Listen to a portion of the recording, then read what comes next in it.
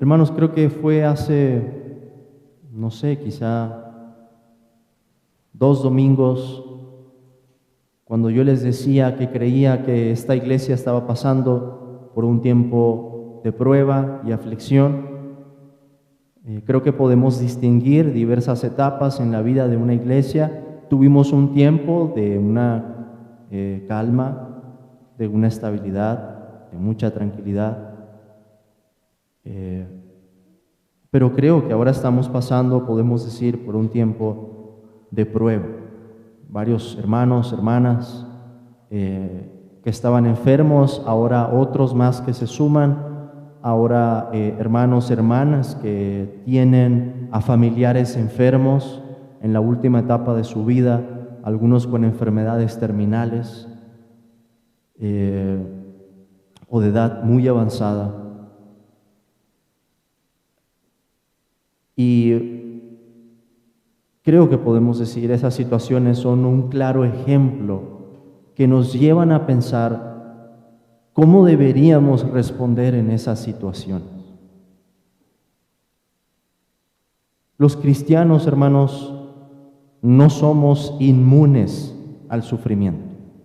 El cristianismo no se caracteriza porque vamos a poner una sonrisa en los funerales o vamos a mantener una actitud irreverente al momento de una sepultura. Ese no es el cristianismo. El cristianismo sabe sufrir y los cristianos debemos aprender a hacerlo. Todos los que estamos aquí conocemos una medida de esa realidad, de ese sufrimiento, de esa aflicción, de ese dolor que puede capturar nuestra alma, que se apodera de nosotros por un tiempo. Lo sabemos por experiencia. No somos insensibles al sufrimiento, no somos ignorantes de la aflicción, ni tampoco somos espectadores frívolos de la misma. Aunque algunas veces, siendo honestos, nos veamos más bien como los amigos de Job y queremos llegar a traer consuelo en un momento de aflicción y no sabemos cómo hacerlo. Pero aún más, hermanos, toda la historia del pueblo de Dios es una historia que no puede relatarse sin hablar del sufrimiento. Por eso es que los cristianos debemos tomarnos muy en serio el sufrimiento y el dolor. Piensen en los siervos de Dios en el Antiguo Testamento y los profetas y díganme, ¿cuál de ellos no sufrió?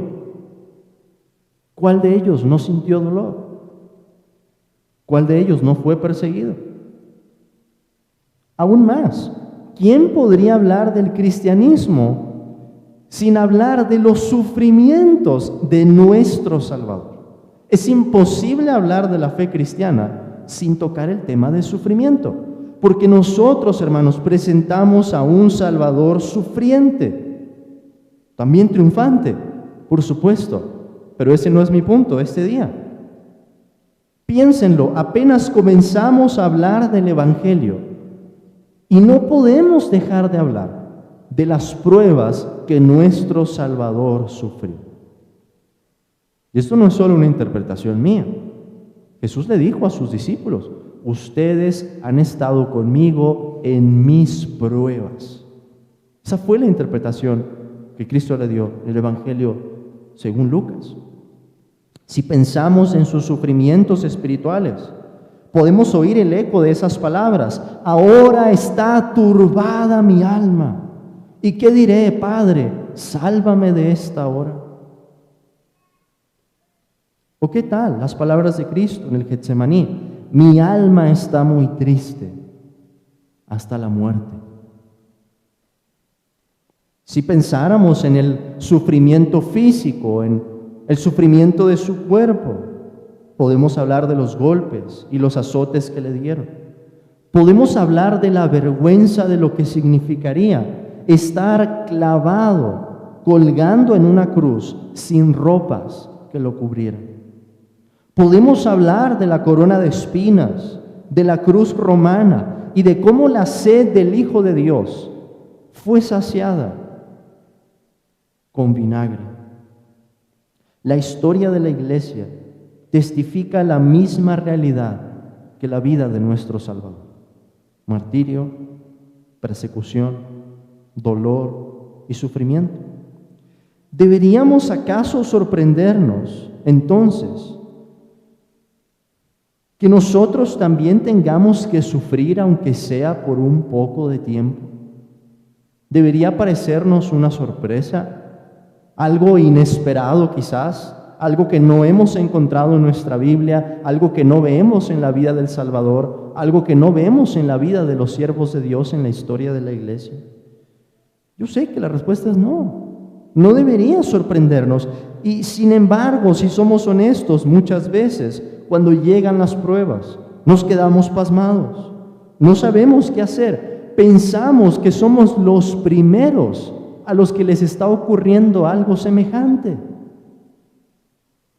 Y no sabemos cómo interpretar lo que nos ocurre. ¿Qué debería pensar de Dios en ese momento? ¿Cómo debería responder en ese momento? ¿Cuál debe ser mi actitud ante la prueba? ¿Cómo debemos reaccionar? ¿Cuáles son algunas de las convicciones que nos sostienen en ese momento? Estas son preguntas que buscaré responder con esta porción que tenemos en la carta de Santiago, especialmente los versículos 2 al 4. Y vean por favor conmigo el pasaje, hermanos, porque podemos dividir la estructura en cada uno de esos versículos. Es decir, mi primer punto va a ser el versículo 2, mi segundo el versículo 3 y el último el versículo 4. ¿Qué vemos en el versículo 2? Es un imperativo en tiempo de prueba. Hay un mandamiento ahí que vamos a considerar. Un imperativo en tiempo de prueba, versículo 2. El versículo 3 nos habla de cuál es la convicción que está de por medio. ¿Cómo podemos cumplir con el versículo 2? El versículo 3 nos lo dice. ¿Cuál es la convicción que está de por medio? Y por último, en el versículo 4 tenemos una exhortación a la paciencia. Esa es la manera en la que terminamos. Una exhortación a la paciencia. Entonces, en primer lugar, un imperativo en tiempo de prueba. En segundo lugar, la convicción que está de por medio. Y en tercer lugar, una exhortación a la paciencia. Veamos en primer lugar ese imperativo. Hermanos míos, tened por sumo gozo cuando os halléis en diversas pruebas. Noten que Santiago comienza esta carta sin ningún preámbulo. Lo único que dice es su salutación, el versículo 1. Pero no hay ningún otro preámbulo, a diferencia de lo que tenemos en otras cartas. No se nos menciona exactamente qué estaba pasando la iglesia en ese momento. No se nos habla de una oración como lo hace el apóstol Pablo en sus cartas, diciéndoles cómo había estado orando por ellos, cómo daba gracias a Dios por lo que el Señor estaba haciendo entre ellos. Santiago comienza inmediatamente con una instrucción. Por cierto que esta es la carta con más verbos en imperativo, en modo imperativo, en el Nuevo Testamento. Apenas 5 capítulos. Y es la carta con más mandamientos. Como lo dijo un hermano, en Santiago encontramos el ABC de la ética cristiana, cómo debería verse nuestra conducta. Esta carta, hermanos, asume el Evangelio antes que presentarlo, antes que explicarlo, como lo encontraríamos en la carta a los romanos, por ejemplo. Santiago lo asume. El Evangelio es parte del trasfondo de todas las instrucciones que nos da. Pero su énfasis recae en la obediencia. Y este énfasis, aplicado a las pruebas, es lo que vamos a encontrar en este pasaje.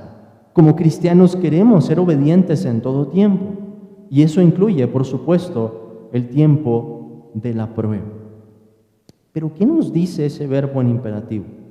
Tened por sumo gozo. El verbo tener es muy importante aquí.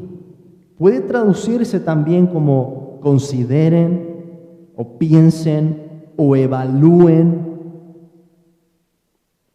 Santiago nos da una directriz de cómo interpretar los momentos de prueba. Y noten que lo primero con lo que nos encontramos es que tenemos que aplicar nuestro intelecto a esto. Santiago no está hablando de los sentimientos. Santiago nos está hablando de que hay que hacer algo con nuestra mente. Hay que interpretar aquí la prueba, hay que considerarla con una luz diferente. Y Santiago nos dice que hay que ver esos momentos, esas temporadas, como ocasiones de sumo gozo. Y ahorita vamos a detenernos en eso. Pero pensemos más en la fuerza de ese verbo. Porque lo que hacemos con nuestra mente en la vida cristiana es clave. Hermanos, el cristianismo es una religión racional, no racionalista. Hay una gran diferencia allí, pero es una religión racional, una religión que apela al entendimiento, una religión que utiliza argumentos, que nos da explicaciones. Piensen, por ejemplo, en la vida de Agustín, San Agustín de Hipona. Él estaba con los maniqueos, una secta, y lo que no lo convencía es que cuando llegaban los grandes maestros que se supone le iban a revelar los misterios y las preguntas más profundas que él tenía, no le podían explicar. Y no es, hermanos, que Agustín quisiera manosear los misterios y entender lo que no puede ser entendido. Pero había muchas preguntas que el cristianismo respondía y que esta secta dejaba de responder. El cristianismo apela al entendimiento y lo que hacemos con la mente es clave. Déjenme darles algunos ejemplos cotidianos antes de aplicar esto a nuestra fe, porque podemos encontrar algo de esta realidad aún en los que no conocen el cristianismo. ¿A qué me refiero? Piensen, por ejemplo, en dos personas que sufren un mismo evento y responden de manera muy diferente. Vamos a poner un evento difícil. Pongo por caso la noticia de una enfermedad potencialmente mortal. Una persona va con su doctor, escucha la noticia y se desanima profundamente. Pierde la esperanza de vivir en ese momento, pierde el propósito y parece que ya no hay nada que pueda sostenerlo y su vida se viene abajo. 3, 6, 9 meses se acabó. Pero hay otra persona con el mismo diagnóstico, del que el médico puede hacer el mismo pronóstico con los datos clínicos disponibles y decir, por lo que sabemos de la evidencia, probablemente a usted le quede tanto tiempo de vida. Pero la persona toma la misma noticia de manera muy diferente y dice, ya sé lo que voy a hacer, voy a tratar de reconciliarme, voy a arreglar los problemas que dejé en el pasado, voy a poner en orden mi casa. Si tengo propiedades, voy a hacer un testamento para que no haya problemas en mi familia. Y voy a aprovechar el tiempo que tengo con mis seres queridos, etcétera, para hacer algo que quizás era importante y no había hecho. Un mismo evento. Y resulta que la persona, y esto no lo estoy inventando, hermanos, es real, que esa persona que lo asumió de esa manera es mucho más probable que viva más tiempo, aunque los datos clínicos sean los mismos. ¿Cuál fue la diferencia ahí? La manera en que interpretó el mismo evento. Piensen en la pérdida de un ser querido. Porque hay personas que cuando pierden a un familiar terminan blasfemando a Dios y otros terminan agradeciéndole. Por la mente, por lo que uno piensa acerca del mismo evento. El evento es el mismo, la circunstancia es la misma, pero lo que cambia ahí es la manera en que lo interpretamos. Piensen, por ejemplo, en una persona que es despedida de su trabajo de forma injusta. Y dice, me voy a vengar, me voy a vengar. Tengo las influencias, tengo unos amigos que son abogados, voy a mandar a golpear a esta persona, al de recursos humanos. Y otra persona que es despedida de forma injusta y dice, no, está bien, no me quiero pelear, yo tengo que seguir viendo por mi familia y voy a buscar otro trabajo, punto, voy a dejar esa situación a un lado. La situación es la misma, pero lo que cambia es el entendimiento.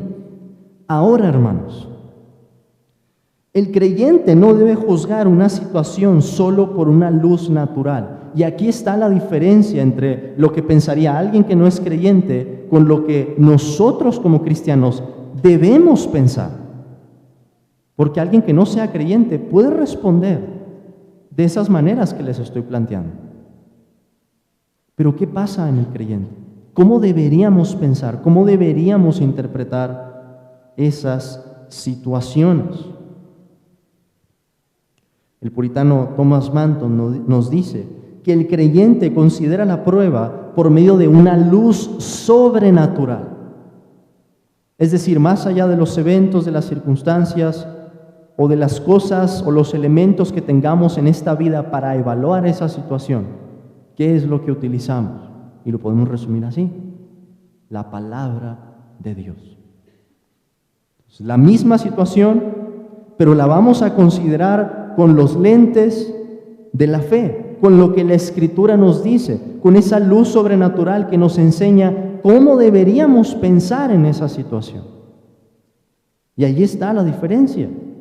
Como cristianos, tenemos esa luz. Tenemos directrices claras que Dios nos ha dado de cómo responder en esos momentos. Los no creyentes no las tienen. A veces responden de mejores maneras unos que otros, pero no tienen esa luz y no tienen esa esperanza, no tienen esos recursos que Dios nos ha dado para que nosotros podamos mantener una actitud cristiana en esos momentos. ¿Qué pasa cuando no lo hacemos así, hermanos? Cuando no juzgamos esas situaciones por una luz sobrenatural. Nuestra vida se ve como una rueda de la fortuna. De repente estamos arriba, qué claro se ve, qué bonito paisaje, y de repente estamos abajo, diciendo, ¿y qué pasó? Si yo me sentía muy bien, si hace 5 años estaba muy bien, ¿y ahora qué fue lo que pasó? Necesitamos esa luz sobrenatural. Y tenemos algo de eso, no solo en este pasaje. Hay otros pasajes, Romanos capítulo 8, segunda a los Corintios, capítulo 4, 5, por ejemplo. Hay otros pasajes que nos hablan de esto. No es el único, pero aquí tenemos una instrucción clara. Una luz sobrenatural de saber cómo vamos a responder en ese momento. Santiago enfatiza que la respuesta es considerar o pensar o evaluar o interpretar esos momentos por sumo gozo. Y alguien dice, hermano, ¿cómo? ¿No son contrarios el gozo y la prueba? No, porque Dios tiene un propósito en las pruebas. Esa es la luz sobrenatural por la que estamos evaluando de una manera diferente. Y lo podemos resumir así: santificarnos. En un momento vamos a hablar más de eso, pero es santificarnos. Noten que Santiago no nos pide gozarnos en la tristeza o gozarnos en el dolor mismo. Eso sería una locura, que los cristianos disfrutemos el dolor o deseemos el dolor. Ese no es el punto en el pasaje. Santiago nos manda a gozarnos en esos momentos pensando en algo, en lo que Dios produce en ellos, o lo que Dios produce por medio de ellos. No en el dolor mismo, porque nadie puede hacer eso, eso no sería sano. Pero pensando en lo que Dios hace con eso. Y Santiago nos dice, sumo gozo. De hecho, hermanos, la forma en la que está acomodada esta frase en el pasaje, en griego, recalca el sumo gozo. Normalmente, la estructura sintáctica que sigue el griego es que nos presenta el verbo, y luego el sujeto y el objeto, o el verbo y luego el objeto y luego el sujeto. Pero en griego el texto comienza diciéndonos sumo gozo y luego tenemos el verbo. ¿Cuál es la idea? Santiago quiere realzar, hermanos, la forma en la que podemos responder y debemos responder en esos momentos. No solo gozo, sumo gozo, dice a él. No es gozo a secas, es sumo gozo. Es una locura para el mundo, sí, pero es posible en Cristo. La respuesta o actitud cristiana entonces no solo consiste en evitar la queja, eso es parte de, pero si solamente nos quedáramos allí, nos quedaríamos muy cortos de cuál es la respuesta que nos pide.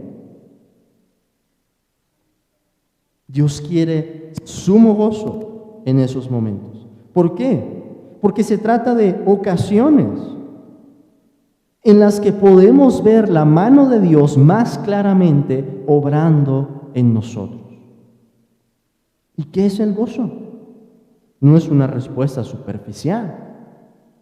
Es alegría, sí, pero es una alegría que está enraizada en Dios, en sus promesas, en su propósito y no en nuestras circunstancias.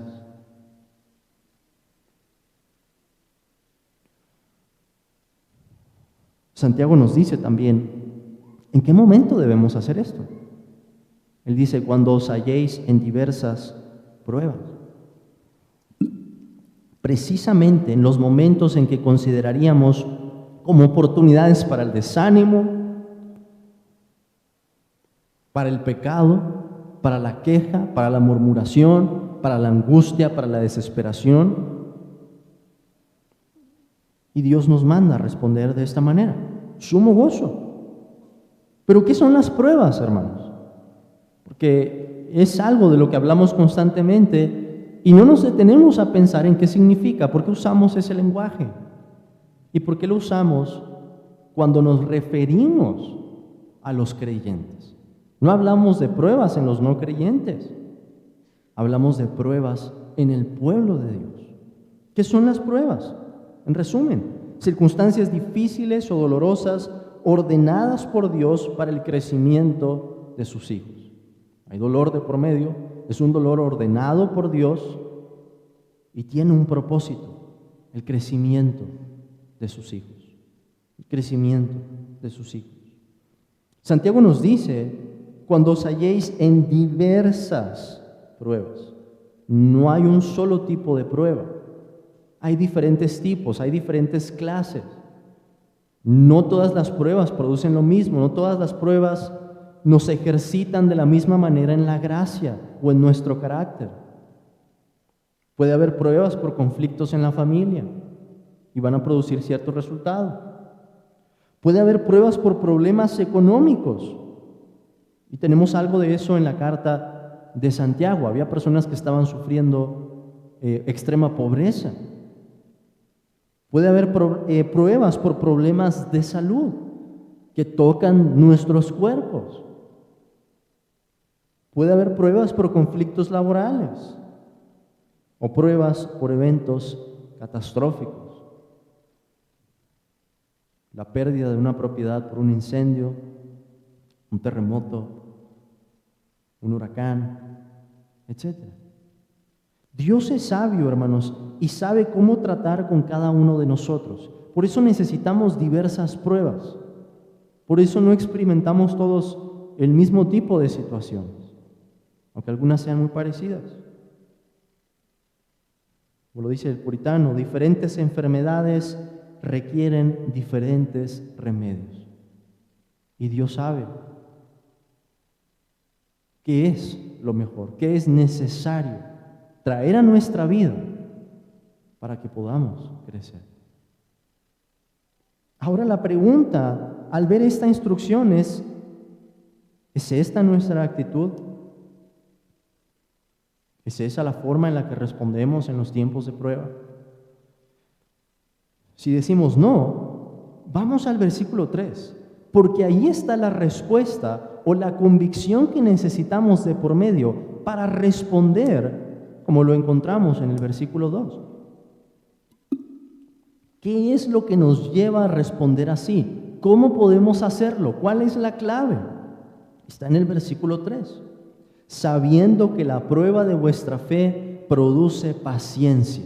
Esa es la clave, eso es lo que tenemos que traer a nuestra mente para poder evaluar la situación como una de sumo gozo. Sabiendo que la prueba de vuestra fe produce paciencia. Esa es la clave. Sabiendo, hay algo que tenemos que reconocer y se trata de información que Dios nos ha revelado en su palabra. No sabemos exactamente los detalles, hermanos. No sabemos cómo van a terminar esas situaciones.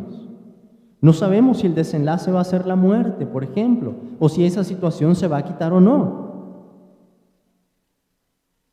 Pero tenemos una instrucción que es amplia, que es abarcadora.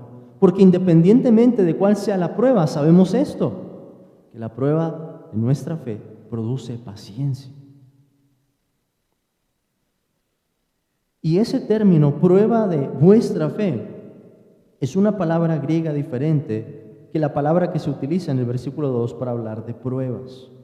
En este versículo, en el versículo 3 en particular, la idea es que se trata de los medios o el proceso por los que se determina si algo es genuino o no. El apóstol Pedro utiliza un término parecido cuando dice, para que sometida a prueba vuestra fe.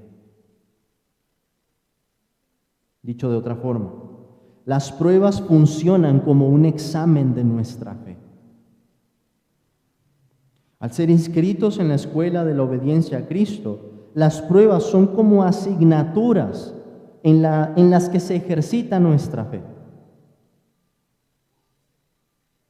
Enfermedad, 1. Conflictos familiares, 1. Y luego que uno pasa esa asignatura, llega otra. Y se puede poner más difícil. Pero la fe está siendo ejercitada. Y en esos momentos se demuestra que la fe es genuina, en cómo respondemos. Y la fe llega a crecer también. Pero ¿por qué se nos dice la prueba de vuestra fe? ¿Por qué no la prueba de vuestro gozo? ¿Por qué no la prueba de vuestro amor? ¿Por qué no la prueba de vuestra paciencia? ¿Por qué en ese orden? Porque la fe es la gracia con la que empezamos y perseveramos en la carrera cristiana. Porque es por la fe que contemplamos al Salvador y nos aferramos a su palabra. La fe es probada de manera especial entonces con las pruebas. ¿Y qué produce ese examen de nuestra fe? Ese es el punto aquí. Sabiendo que la prueba de vuestra fe produce paciencia, constancia, perseverancia, firmeza. Es una espera, sí, pero no es una espera como cualquier otra. No es una espera como cuando estamos formados en una fila y diciendo, voy a ser paciente. No. Es un fruto del Espíritu. Es una paciencia en la que decimos, como Job, aunque me mate, en Él esperaré. Y que podemos decir eso con confianza, aferrándonos a su palabra. Déjenme resumir entonces la idea. Podemos considerar las pruebas como oportunidades de sumo gozo y debemos hacerlo así, porque sabemos que servirán para forjarnos, para que la imagen de Cristo se siga formando en nosotros. Dios tiene el propósito de enseñarnos a perseverar. Y más allá de eso, como lo vamos a ver ahorita en el próximo versículo, obrar en nuestro carácter. Y es esa convicción la que lo cambia todo. Esa es, hermanos, la luz sobrenatural por la que podemos juzgar las pruebas de una manera muy diferente. Déjenme poner otra vez esas 3 situaciones en las que pensábamos hace un momento. Pero ahora, ¿cómo se verían con una perspectiva cristiana, con una actitud cristiana? En primer lugar, la noticia de una enfermedad potencialmente mortal. ¿Cómo respondería el cristiano? El cristiano se va a sentir confundido. El cristiano va a pasar por tristeza. Es natural. El cristiano va a tener luchas, va a batallar en su corazón, va a haber incredulidad que se quiera levantar en ese momento. Pero ¿cómo debería verse su respuesta cuando se detiene a pensar y dice, Señor, ¿cómo debería responder en este momento?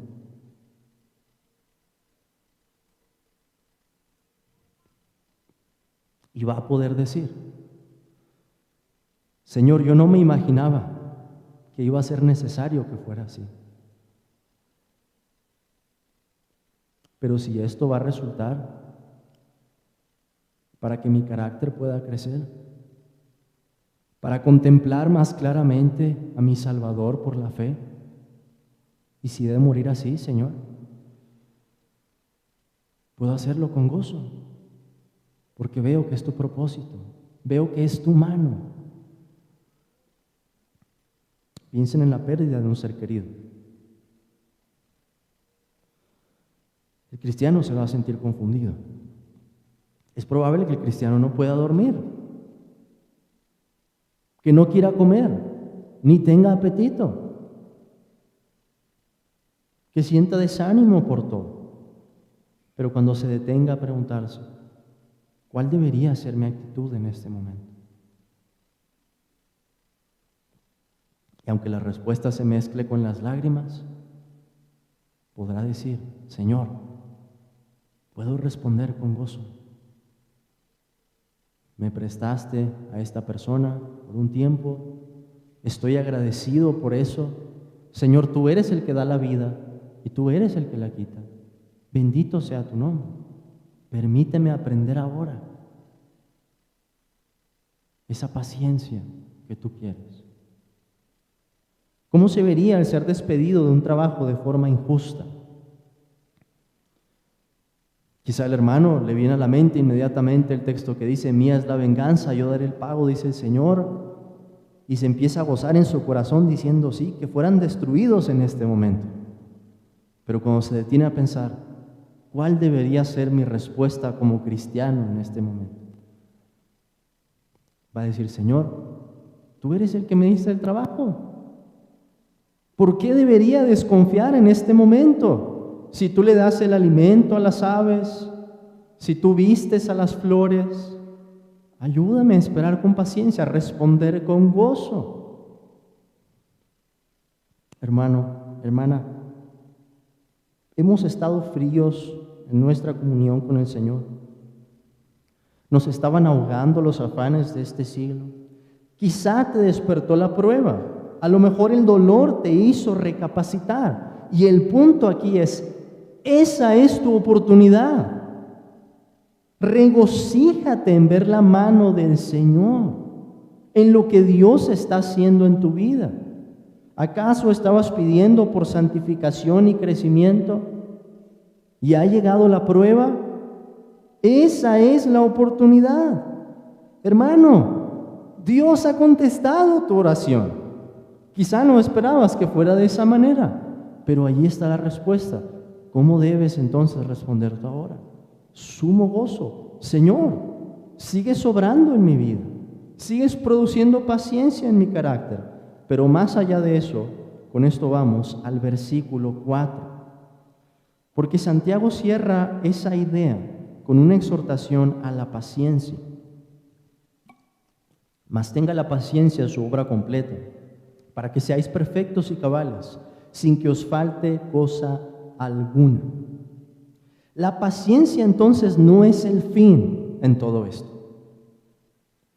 Hay algo más. Santiago agrega algo más y nos exhorta a perseverar en esa paciencia, a continuar, porque la paciencia también a su vez va a tener un resultado. La prueba de nuestra fe produce paciencia. Y cuando perseveramos en esa paciencia, hay un resultado que es todavía mayor. ¿Cuál es el fin? Santiago dice, que seamos perfectos y cabales, sin que os falte cosa alguna. En otras palabras, el fin de perseverar y de permanecer firmes en los momentos de prueba es que la imagen de Cristo se siga formando en nosotros. No solo en una sola área de nuestro carácter, sino en todo lo que somos como cristianos. Nuestro Salvador, aunque fue sin pecado, también fue moldeado por las pruebas y se mostró paciente hasta el fin. Nosotros, aún con pecado y con muchos defectos, tenemos el privilegio de identificarnos con Él en la prueba y en la aflicción y seguir sus pisadas y de responder, hermanos, como Cristo lo haría, con ese sumo gozo. Así que podemos decir que en esos momentos, al tomar la exhortación y los elementos que Santiago nos está dando, hay que considerar primero con esa luz sobrenatural: Señor, voy a evaluar esta prueba como un momento de sumo gozo, porque puedo ver algo de lo que vas a producir por medio de ella. Vas a traer paciencia a mi vida, mi fe va a crecer, pero Señor, pido también de tu gracia para poder perseverar en esa paciencia, para permitir que tú me sigas moldeando como vaso de barro y sigas obrando en mí.